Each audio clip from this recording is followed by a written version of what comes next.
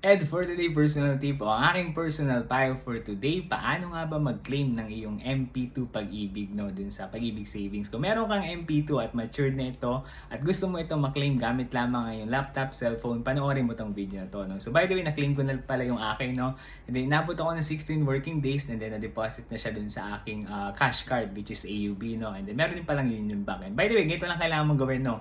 Pumunta ka sa virtual pag-ibig website or sa pag-ibig website, sa virtual pag-ibig, i-click mo yung claim pag-ibig savings and then i-click mo yung MP2 savings maturity and then sundan mo lang yung 4 na steps na makikita mo doon and then after nun, magsasubmit ka na and then manonotify ka and then maghihintay ka na lang and then pwede mo rin palang i-check yung status ng application mo. Ganun lang kadali, no? Ganun lang kasimple. Kung meron kang pag-ibig MP2 at matured na yan, para makuha mo yan, balikan mo rin yung mga sinabi ko dun sa video na to, no?